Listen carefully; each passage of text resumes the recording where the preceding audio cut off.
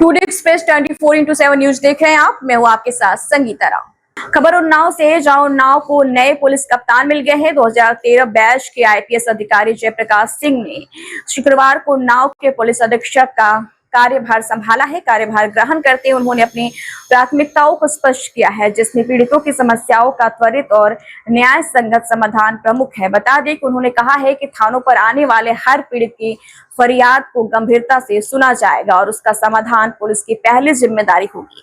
नए एसपी ने विशेष रूप से महिला संबंधित अपराधों के प्रति जीरो टॉलरेंस की नीति अपनाने की बात कही है। उन्होंने जोर देकर कहा है कि चाहे घटना छोटी हो या बड़ी, महिलाओं की सुरक्षा और सम्मान को सर्वोच्च प्राथमिकता दी जाएगी।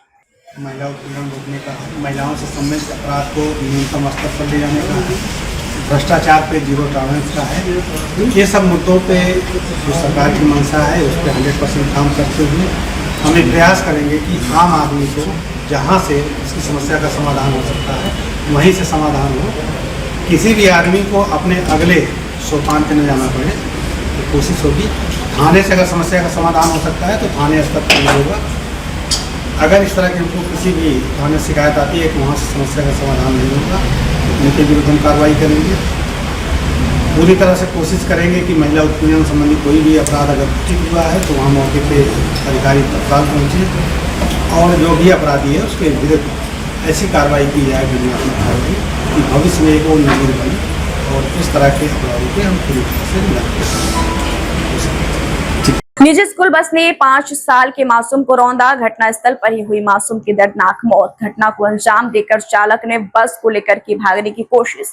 घटना से आक्रोशित ग्रामीणों ने बस को घेरा। घटना की जानकारी है तो मुख्य पर पहुंची पुलिस। बता दें, पुलिस ने बस सहित चालक को कब्जे में लिया। सुप्रीम कोर्ट के मुख्य न्यायाधीश BR गवाई की एक टिप्पणी को लेकर अखाड़ों के साधु संतों और बौद्धिक संगठनों ने अपना आक्रोश जताया है। अखाड़ों के संतों का कहना है कि CJI गवई की हिंदू देवी देवताओं पर की है टिप्पणी गलत और मूर्खतापूर्ण। इतने बड़े जिम्मेदार पद पर बैठे व्यक्ति को पद की गरिमा और सर्वोच्च न्यायालय की प्रतिष्ठा का सम्मान करना चाहिए। अखाड़ा महानिर्वाणी पंचायती के सचिव जमुनापुरी जी का कहना है कि अब तो ऐसा लगता है कि इस पद के लिए योग्यताओं में ऐसा कोई प्रावधान होना चाहिए ताकि ऐसे लोगों की स्क्रीनिंग हो सके जो लोगों की आस्था का सम्मान नहीं करते हैं। जमुनापुरी जी का कहना है कि यह जज साहब एक बार दूसरे धर्मों पर ऐसी टिप्पणी करके देख ले, उन्हें इसका मतलब समझ में आ जाएगा। मामला मध्य प्रदेश के खजुराहो जावरी मंदिर में लगे एक भगवान विष्णु की मूर्ति की बहाली से जुड़ा है। मूर्ति 7 फीट ऊंची है, लेकिन उसका सिर नहीं है। याचिकाकर्ता की मांग थी कि यह सिर काट देने की घटना ऐतिहासिक कुपरिवर्तन या आक्रमणों की वजह से हुई और इसे बहाल किया जाए। एक जगह से आए कि ऐसा जो हमारे भारत के सुप्रीम कोर्ट के जो चीफ जस्टिस हैं तो उनके द्वारा जो टिप्पणी की गई है कि भगवान विष्णु के जो मूर्ति थी खजुराहो में, उसके रिप्लेसमेंट के संबंध में कोई केस वहां गया था और उसमें उन्होंने ये कह करके जो कि भगवान विष्णु के ऊपर की ये उनके सामर्थ्य आदि की बात करके जो इन्होंने बात कही है कि इसकी जरूरत पड़ गई भगवान को भी, तो इससे ये पता लगता है कि इतनी बड़ी पोस्ट के ऊपर भी पागल आदमी जा सकता है।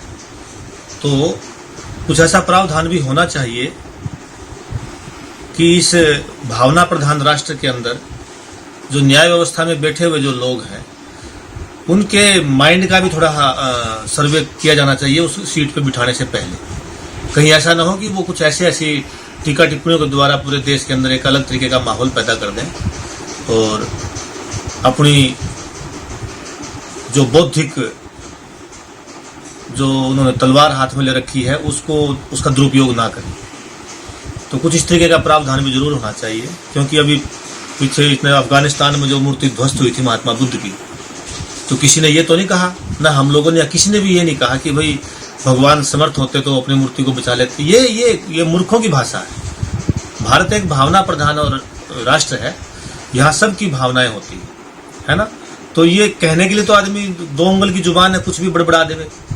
तो ये मूर्खतापूर्ण वक्तव्य उनको ये नहीं देना चाहिए था, क्योंकि वो इतने ऊंचे पद पे बैठे हुए हैं जो भगवान तुल्य पद कहा गया है ना।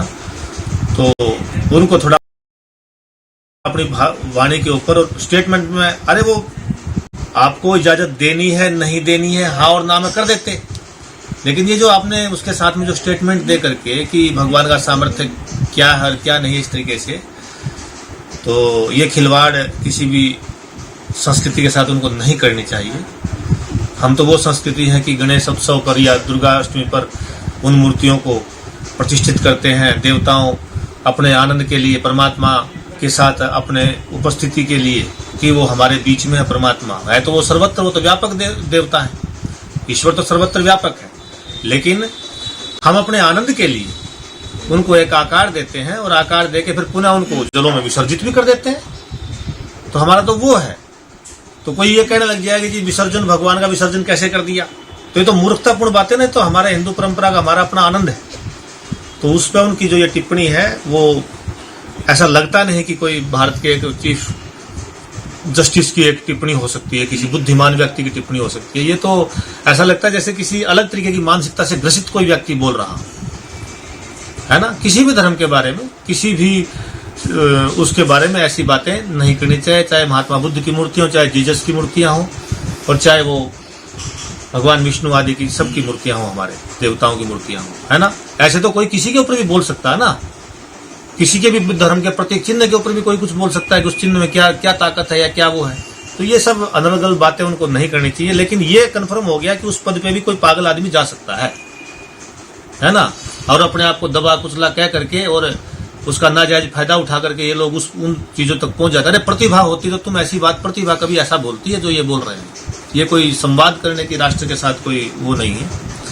तो उनको थोड़ा वो इतने वरिष्ठ पद पे हैं, तो अपनी वाणी के ऊपर स्टेटमेंट देने से पहले ये भी देखना चाहिए कि ये भारत राष्ट्र में है। वो ऐसी स्टेटमेंट तो कहीं कम्युनिस्ट कंट्रियों में भी नहीं दी जाती जैसे उन्होंने दी है। ठीक है। संदिग्ध परिस्थितियों में लगभग 30 वर्षीय अज्ञात युवक की रेलवे ट्रैक पर पड़ी मिली लाश। स्थानीय लोगों ने लाश को देखकर पुलिस को किया सूचित। मौके पर पहुंची अमेठी कोतवाली और रेलवे पुलिस ने लाश को कब्जे में लेकर शुरू की विधिक कार्रवाई। पुलिस लाश की पहचान करवाने में जुटी। अभी तक लाश की नहीं हो सकी है पहचान। अमेठी प्रतापगढ़ रेलवे ट्रैक पर स्थित मणिपुर और जयरामपुर गाँव के बीच की घटना। वोट अधिकार यात्रा के बाद राहुल गांधी के कथित हाइड्रोजन बम खुलासे में राहुल गांधी ने हाल ही में जन जेड यानी कि नई पीढ़ी से अपील की है कि वे संविधान की रक्षा करें और वोट चोरी यानी मत चोरी की घटनाओं को रोकें। उन्होंने ये भी कहा है कि नेपाल में युवाओं के गुस्से की वजह से सरकारें बदली हैं और भारत में भी युवाओं में लोकतंत्र और संवैधानिक सिद्धांतों के प्रति जागरूकता बढ़ रही है। राहुल गांधी के इस बयान को लेकर बौद्धिक समाज में तीखी प्रतिक्रिया हुई।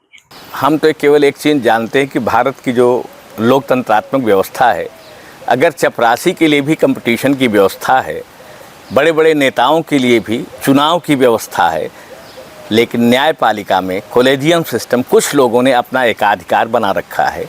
इसी एकाधिकार इसी जुगाड़ की देन से ये सीजीआई तक पहुँचे हैं। अब इनके बारे में क्या कहें जिन्होंने अपने भतीजे को डायरेक्टली बॉम्बे में उसको चयनित करा दिया है जजों में, खुद अपने सीजीआई रहते हुए अपने भतीजे का अपॉइंटमेंट करा दिया है। और आज देश में सनातन संस्कृति के विरुद्ध, आज बहुसंख्यकों के विरुद्ध, हिंदुओं के विरुद्ध एक इतने बड़े पद पर बैठा हुआ व्यक्ति ऐसा कमेंट कर रहा है कि भगवान से कह दीजिए कि वो अपनी रक्षा करें। अगर इतना उनके अंदर हिम्मत हो, किसी अन्य धर्म के बारे में बोल दें, मुस्लिमों के बारे में बोल दें, बड़े पद पर बैठने लायक ऐसे लोग कभी हो नहीं सकते। अगर बैठे हुए हैं तो कहीं न कहीं हमारी लोकतंत्रात्मक प्रणाली का, हमारे देश का दुर्भाग्य है कि ऐसे लोग ऐसी बातें करके बच जा रहे हैं। हिंदुओं का बहुसंख्यकों का अपमान करके आज 1500 सालों से जो गुलामी की मानसिकता रही है, मूलतः ये वही लोग हैं जो भारत को गुलाम करने में सहायता किए हैं। यही हमारे, चाहे किसी भी पद पर बैठा हो, लेकिन किसी को भावनाओं को आहत करने का अधिकार नहीं होता। आज अगर आम आदमी होता तो FIR हो जाती। ईस्ट नंदा कानून है अमेरिका पाकिस्तान में, अगर पाकिस्तान में ये बोले होते तो गर्दन काट दी जाती। हमारे भारत में हमारे देवताओं को, हमारे इष्टों का जो 5000 वर्षों से हमारे ऋषियों ने त्याग तपस्या किया है, कैसे कोई आदमी संवैधानिक पद पर रह के बोल सकता है? How can he dare to speak like this? एक तरफ इनका कर्तव्य, एक आचरण है कि अपने भतीजे को अपॉइंट करा लिए हैं ये कोलेजियम प्रणाली के द्वारा, और दूसरी तरफ हमारे बहुसंख्यकों आपका अपमान कर रहे हैं। ये कहाँ का देश का लोकतंत्र है? ये क्या लोकतंत्र बचाएंगे? कहीं न कहीं देश का गलत समय चल रहा है। इसी कारण से ऐसे अयोग्य लोग देश में बैठे हुए हैं और लोकतंत्र को बचाने का प्रयास कर रहे हैं। योगी आदित्यनाथ का संबोधन, उन्होंने कहा कि आज मुझसे मिशन शक्ति के 5वें चरण के शुभारंभ करते हुए प्रशंसा की अनुभूति हो रही है। 5 वर्ष पूर्व जब इस कार्यक्रम का शुभारंभ किया, हर व्यक्ति सशंकित था कि कैसे होगा। नारी सुरक्षा, नारी स्वावलंबन और नारी सम्मान के तहत इस अभियान की तेजी के साथ आगे बढ़ाया। यूपी पुलिस आजादी के बाद से 2017 तक महिला कार्मिकों की संख्या मात्र 10,000 थी और आज और 2017 से अब तक जो हमने भर्ती की है उसके दम पर महिला कर्मियों की संख्या 44,000 से अधिक है। ये सब बात योगी आदित्यनाथ ने अपने संबोधन में कही। नारी गरिमा के अनुरूप उसे सुरक्षा भी मिले, सम्मान भी मिले और स्वावलंबन के मार्ग पर अग्रसर हों, इस अभियान को तेजी के साथ आगे बढ़ाया। आज उसके परिणाम हम सबके सामने हैं।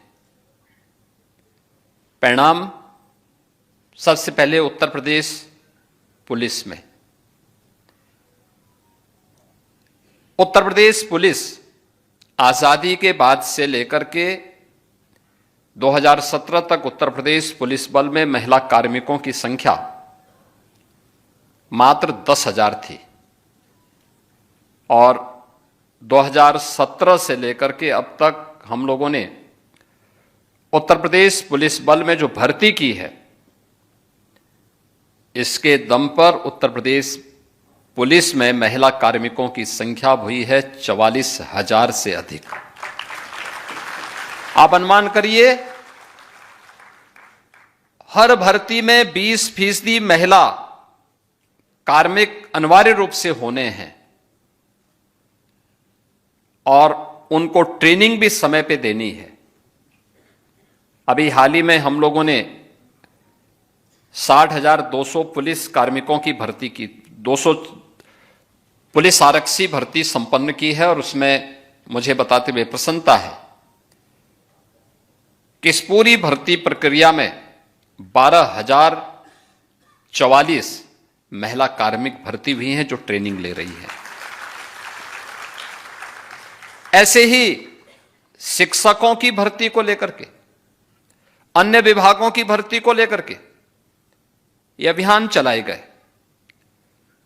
लोग कहते थे महिला भर्ती होगी, ट्रेनिंग कहां करेगी, और ये समस्या भी थी। 17 के पहले हमारे सामने चैलेंज था, क्योंकि हम जब भर्ती करने के लिए निकले थे हमारे पास ट्रेनिंग की क्षमता मात्र 3,000 पुलिस कार्मिकों की हम ट्रेनिंग कर सकते थे। ट्रेनिंग कहां हम करेंगे? हमने मिलिट्री, पैरामिलिट्री और अन्य राज्यों के ट्रेनिंग सेंटर लिए थे और आज इस 60,200 से अधिक पुलिस आरक्षी की ट्रेनिंग की पूरी प्रक्रिया को हम उत्तर प्रदेश के अंदर ही संपन्न कर रहे हैं, क्योंकि हमने ट्रेनिंग की क्षमता को 3,000 से बढ़ाकर के 60,000 से अधिक किया है। इस सरकार के द्वारा उठाए गए कदम और मिशन रोजगार के साथ बिना भेदभाव के प्रदेश के हर नौजवान को जोड़ने के कार्यक्रम का परिणाम है। 22 तारीख से शुरू हो रहे शारदीय नवरात्र को लेकर मंदिरों में तैयारी शुरू कर दी गई है। जहां मंदिरों में जुलाई एवं रंगा का कार्य शुरू कर दिया गया है, वहीं भक्तों के दर्शन आदि के लिए बैरिकेड्स और अन्य सुरक्षा के आवश्यक इंतजाम किए जा रहे हैं। मंदिरों में सीसीटीवी कैमरा को चुस्त व्यवस्था किया जा रहा है तथा मंदिर परिसर में भीषण गर्मी से बचाव के लिए पंडाल की व्यवस्था की जा रही है। इसके अलावा जेट स्प्रे, फैन और कूलर भी लगाए जा रहे हैं। इस विषय में जानकारी देते हुए अखाड़ा महानिर्माणी के सचिव और ज्योति पीठ आलोक सुंदरी मंदिर के पीठाधीश्वर यमुनापुरी महाराज ने बताया है कि परसों सुबह से ही भक्तों की भीड़ शुरू हो जाएगी। अब नवरात्र के सिर्फ एक ही दिन शेष रह गया है, परसों सुबह से नवरात्र का शुभारंभ भी हो जाएगा। इसको लेकर मंदिरों में किस प्रकार की व्यवस्थाएं की जा रही हैं और माँ दुर्गा की आराधना के लिए इस बार क्या क्या नई व्यवस्थाएं रहेंगी, किस तरीके की सुरक्षा व्यवस्था रहेगी? हमारा ये जो नवरात्र का पर्व है पूरे भारत में और सनातन धर्म का ये बहुत ही प्रमुख पर्वों में से एक है। जो प्रयागराज का शक्तिपीठ हमारे आलोक शंकरी शक्तिपीठ मंदिर है, उसमें हर वर्ष की भांति इस वर्ष भी बहुत ही उत्सव के साथ और हर्षपूर्वक पूरे प्रयागराज वासी ही नहीं अपितु पूरे देश विदेश से आने वाले सभी नागरिक भी श्रद्धालु यहाँ आते हैं और यहाँ पूरी व्यवस्था श्रद्धालुओं के लिए जो एक हो सकती है, उनकी पंखे आदि, कूलर आदि की जैसे खड़े होने की व्यवस्थाएं, लाइन लगाने की व्यवस्थाएं और प्रसाद आदि वितरण की व्यवस्थाएं सब भली भांति पूर्व की भांति और उससे भी बेहतर कुछ रहेगी। और यहाँ पर भगवती का हाथ, दाहिने हाथ की उंगलियां गिरी थी इसी पीठ के ऊपर, संगम से कोस भर की दूरी पर है ये जगह। तो ये शक्तिपीठ है और इसके देव जो भैरव हैं वो भव नाम के भैरव हैं। तो काफ़ी प्राचीन पौराणिक ही है, मंदिर है। तो व्यवस्था पूरी सुरक्षा की और उस हर तरीके से व्यवस्था ठीक ठाक रहेगी। जिला बार एसोसिएशन के अध्यक्ष मुलायम सिंह यादव के नेतृत्व में अधिवक्ताओं ने प्रदर्शन किया। उन्होंने एसडीएम को 11 सूत्रीय मांगों का ज्ञापन सौंपा। अध्यक्ष मुलायम सिंह यादव ने बताया है कि बनारस में एक अधिवक्ता के साथ परिवार समेत मारपीट की गई, शिकायत के बावजूद एफआईआर दर्ज नहीं की गई है। उन्होंने कहा है कि अधिवक्ताओं के साथ ऐसी घटनाएं लगातार हो रही हैं, इसलिए अधिवक्ता सुरक्षा एक्ट लागू करना जरूरी है। जनपद बनारस में हमारे अधिवक्ता भाई को परिवार साथ जा रहे थे, उसमें बर्बरता पूर्वक उनसे मारपीट की, जिसके संबंध में शिकायत की गई और एफआईआर दर्ज नहीं हुई। कुछ दिन बाद वही दरोगा जी उच्च न्यायालय में पहुंच गए और अचानक अधिवक्ताओं का आक्रोश फूटा तो कुछ जरूर हाथापाई हुई। जब हाथापाई हुई तब उनके खिलाफ अधिवक्ताओं को बहुत मारपीट की गई, लाठीचार्ज किया गया, उसमें दर्जनों अधिवक्ता घायल हो गए। साथ ही साथ उनके खिलाफ क्रिमिनल एक्ट के मुकदमे लगाकर 40-50 लोगों को मुकदमे लगा दिए। उसी के संदर्भ हम लोग आए थे कि पुलिस निरंकुश हो गई है, सारे संस्थाओं के लोगों को मारा जा रहा है। यहाँ तक कि अभी इटावा में एक डॉक्टर रात को अपनी ड्यूटी कर रहा था और पुलिस के अधिकारी की एक अम्मा बीमार हो गई तो उसको जबरदस्ती उठा के ले चले गए। हजारों माँ मर सकती हैं लेकिन पुलिस की माँ को जरा बुखार आ जाए तो ना हो। इसी संबंध में मैंने 11 सूत्री मांगों को लेकर मैंने राष्ट्रपति महोदय को भेज करके कहा है कि हमारी मांगे ये पूरी की जाएं। गाँव के साथ इससे पहले भी तमाम घटनाएं हुई, आप लोगों ने प्रोटेस्ट की और अभी भी अगर मांगे नहीं मानी जाती तो आगे क्या तैयारी है? उत्तर प्रदेश के बार के हमारे अध्यक्ष और उत्तर प्रदेश से एकमात्र सदस्य जो बार काउंसिल ऑफ इंडिया में जाते हैं आदरणीय श्रीनाथ त्रिपाठी जी ने, उनके नेतृत्व में बनारस में एक सम्मेलन होने जा रहा है। अगर तब तक हमारी सरकार अभी नहीं बात मानती है, इसके बाद उत्तर प्रदेश सरकार का लखनऊ में घेराव होकर अब की अंतिम निर्णय होकर ही रहेगा। प्रयागराज नगर आयुक्त का साफ कहना है कि अगर नगर निगम की गाड़ियां सुरक्षित रूप से शहर के अंदर नहीं चल रही हैं, तो उसका दोष नगर निगम के क्वालिटी इंस्पेक्शन डिस्क का है, जो नगर निगम की गाड़ियों के फिटनेस और उनके रखरखाव पर ध्यान रखती है। इसलिए उन्होंने संबंधित नोडल अधिकारी को साफ तौर से निर्देश दिया है कि नगर निगम की गाड़ियों के फिटनेस पर पूरा ध्यान दिया जाए। इसके लिए इन गाड़ियों की आकस्मिक चेकिंग के साथ साथ इनके प्रपत्रों की भी जांच समय समय पर होते रहना चाहिए। इसी के साथ इसके अलावा भी उन्होंने पूर्व डीएम संजय कुमार खन्नी द्वारा दिए गए उसी आदेश को भी एक बार फिर से सदन पटल कर रखने की बात कही, जिसमें स्कूली समय के अंतर्गत बड़ी कूड़ा उठाने वाली गाड़ियों का संचालन रोका जा सके। सर, प्रयागराज नगर निगम की गाड़ियों का मेंटेनेंस का वेन्यू देखा जाए तो काफी लो है और पिछले कई महीनों में कई दुर्घटनाएं हुई जिसमें कई लोगों की जानें गई हैं। सर, इस पे नगर निगम किस तरह से कार्रवाई कर रहा है? प्रयागराज की जो गाड़ियाँ हैं वो मोस्टली कूड़े उठाने में काम आ रही हैं और कूड़े की व्यवस्था पूरी 3 कंपनियों के बीच में है। एक लायंस वेस्ट है, नीलकंठ है और लायंस सिक्योरिटी है। इन्हीं को हमने गाड़ियाँ दी हैं और इनकी रेगुलर चेकिंग कराए जा रहे हैं। इसमें हम लोग पूरी उनको 1 महीने का टाइम दिया है कि 1 महीने में अगर सभी गाड़ियाँ ठीक नहीं करेंगे, गाड़ियों को पूरी प्रॉपर पेंट होनी चाहिए, गाड़ियाँ ठीक होनी चाहिए, सभी का इंश्योरेंस होना चाहिए, नहीं तो उनके ऊपर कार्रवाई की जाएगी। नगर जी ने आदेश निर्गत कर दिए हैं और वो गाड़ियाँ ठीक भी करा रहे हैं और कमिंग वीक में 1 महीने पूरा हो जाएगा तो उनका पूरी गाड़ियों का सर्वे करा के अगर वो नहीं कराएंगे तो नहीं कराएंगे। सर, जो दुर्घटनाएं हुई उन दुर्घटनाओं में कई लोगों की जाने गई हैं, लेकिन जिस तरीके से नगर निगम की गाड़ियाँ समय बेसमय शहर पे बड़ी गाड़ियाँ खासतौर से प्रवेश कर रही हैं, इस पर किसी तरीके का टाइमिंग फिक्स किया जा सकता है?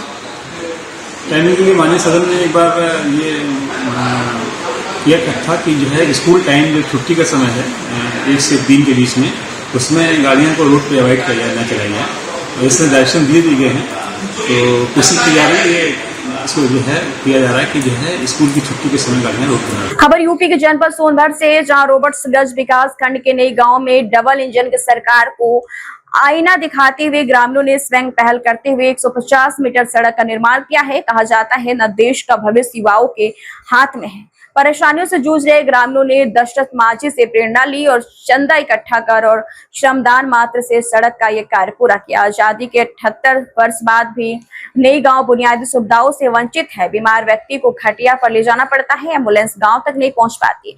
आवागमन का सुलभ साधन न होने की वजह से रिश्तेदार गांव में आने से कतराते। उसी रास्ते से, जिस रास्ते से वो कीचड़ है, उसी रास्ते से हम लोग आते जाते हैं।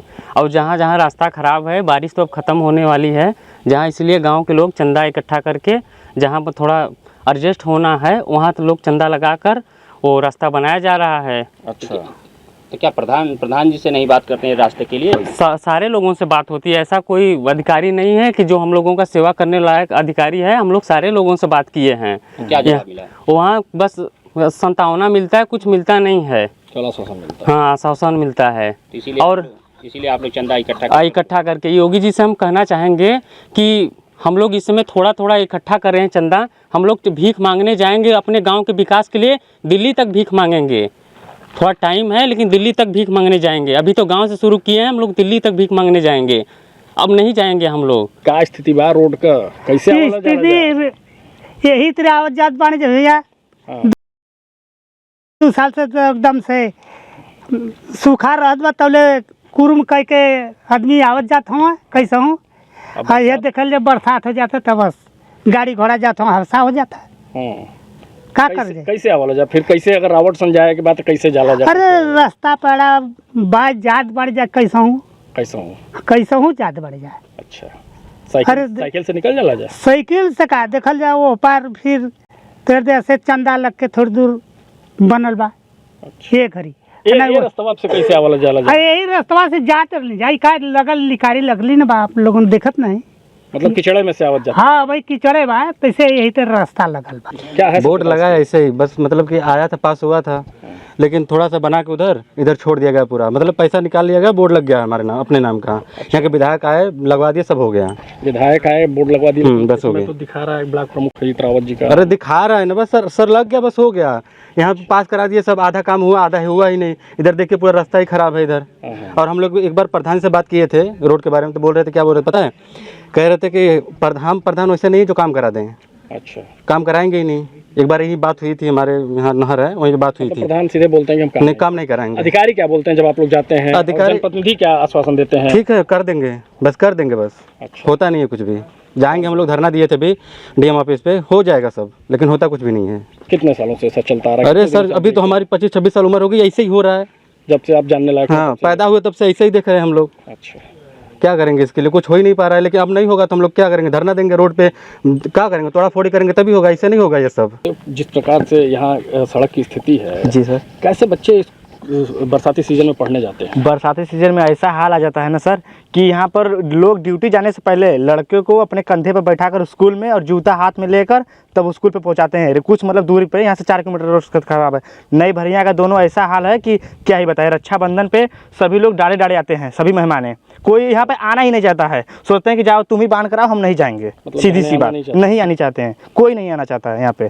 नई भैया का ऐसा हाल है। कल माननीय मोदी जी का जब जन्मदिन था जी, लगातार विकास के जो दावे किए जा रहे हैं कि नहीं विकास हर तरफ भरपूर हो रहा है जी। जिस प्रकार से नई ग्राम पंचायत की स्थिति है, ये तो विकास से कोसों दूर नजर आ रहा है। बहुत ज़्यादा सर, वो बस वहाँ से लोग देखते रहते हैं इधर से, लेकिन कहाँ तक आदमी ने डीएम, विधायक, सांसद सभी को यहाँ पे जो कि एप्लीकेशन डाला गया है, लेकिन आज तक कोई सुनवाई नहीं किया। हाँ, हो जाएगा 10 साल से, जब से मतलब हम कुछ जाने लायक हो गए, वो काफ़ी नहीं 2-3 साल से, लेकिन पहले के लोग बता रहे थे जो बहुत साल से हो रहा है, लेकिन कोई विकास नहीं हो रहा है। प्रधान भी कुछ कोशिश किए, लेकिन अब कितना करेंगे बताइए? 100-150 मीटर उनके खाते से पास ही होगा, लेकिन कुछ नहीं हो रहा है। अब युवा क्या करेगा फिर? अब युवा चंदा मांगेगा, भीख मांगेगा, रोड पे बैठेगा और क्या करेगा? अब कुछ दिन पहले देखिए, कुछ दिन बाद यहाँ पे रावतगढ़ डीएम ऑफिस पर धरना देंगे, उसके बाद फिर अन्य जगह पे जाएंगे, भीख मांगेंगे, नहीं देंगे तो और क्या करेंगे? मतलब भिक्षाटन करके सड़क बनवाएंगे, लेकिन अब शांत नहीं रहना है, सीधी सी बात। अब सामने नहीं रहना है, अब जो करना होगा वो किया जाएगा। युवा वर्ग जाग गया है? जाग गया है जी सर, बिल्कुल जागा है। चंदौली जिले के अलीनगर थाना क्षेत्र अंतर्गत बरहुली गांव से एक दिल दहला देने वाली खबर सामने आई है। गांव निवासी कृष्णा गिरी, जिसकी उम्र 35 वर्ष से संदिग्ध परिस्थितियों में अपने घर के अंदर फांसी लगाकर आत्महत्या कर ली। बताया जा रहा है कि कृष्णा ने घर का दरवाजा अंदर से बंद कर लिया था और फिर यह खौफनाक कदम उठाया। घटना की जानकारी मिलते ही पुलिस मौके पर पहुंची और दरवाजा तोड़कर शव को बाहर निकाला। पुलिस ने शव को कब्जे में ले लिया। जी, मेरा नाम महेंद्र माही है, जिला पंचायत सदस्य हैं इस क्षेत्र के। महेंद्र जी, यहाँ क्या घटना हुई? काफी भीड़ लगी है। भीड़ लगी है यहाँ ग्राम सभा बरौली में। किशन गोस्वामी पुत्र नंदू गोस्वामी, जिनकी आज सुबह लगभग 8 बजे के आसपास यहाँ पर उनके घर पे ही फांसी लगा करके उन्होंने अपना सुसाइड कर लिया है, जिससे आप देख रहे हैं कि गांव के लोग भी, अगल बगल के क्षेत्र के लोग भी यहाँ उपस्थित हैं और बहुत दुखद घटना है, बड़ी घटना है। उनके 4 छोटे छोटे बच्चे भी थे। और क्या कुछ रीजन पता चला?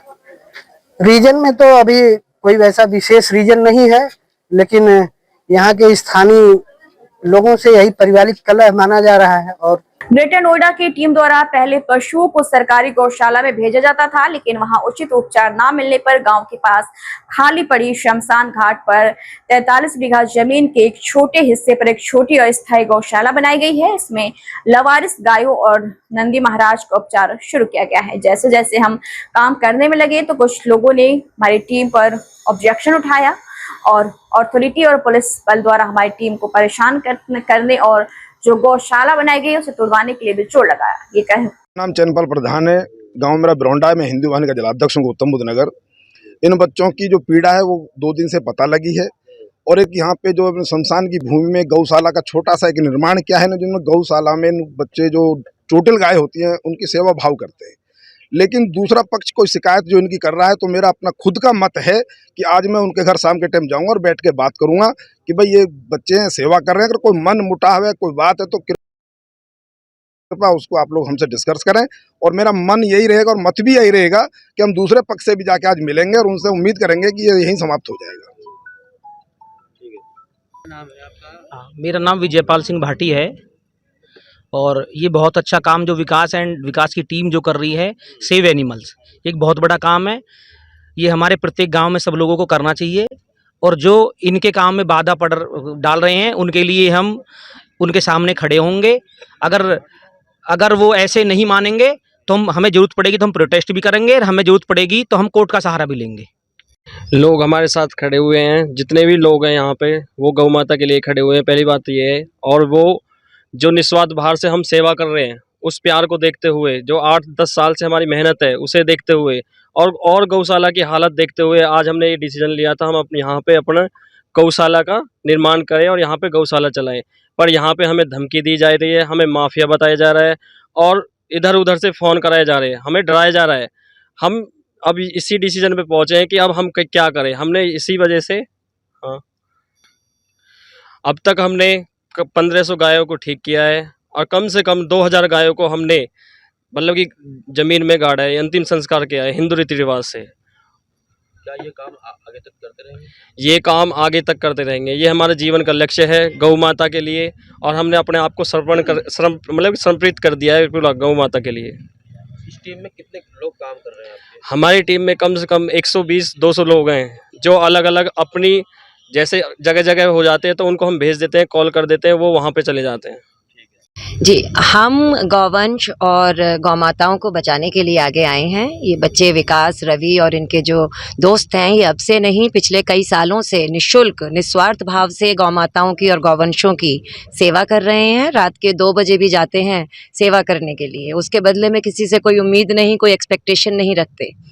ठीक है, प्राधिकरण ने ज़मीनें ले ली, प्राधिकरण ने गौशालाएं ले ली, गौशालाओं में गायें भर ली। उन गायों की आज स्थिति बहुत गंभीर है, अच्छी नहीं है, उन्हें खाना भी नसीब नहीं हो रहा है। उसी पीड़ा को देख के, उसी दुख को देखकर इन बच्चों ने इन चोट लगी गौ माताओं को यहाँ छोटी सी जगह में शरण दी, जो कि गाँव की गौचर भूमि है, जो एक्चुअली गाँव को ही बिलोंग करती है। तो हम यहाँ पर सिर्फ इसलिए आए हैं कि गौचर भूमि का जो उपयोग है वो गायों के लिए किया जाए, वो इंडस्ट्रीज के लिए और अपने पर्सनल गेन और अथॉरिटी को लीज का पैसा मिलता रहे, इसके लिए ना किया जाए। गौचर का मतलब क्या होता है? गाय के चरने की जगह। वहाँ गाय के चरने की जगह हमें फैक्ट्रियां लगी दिखती हैं, तो वो तो सही नहीं है।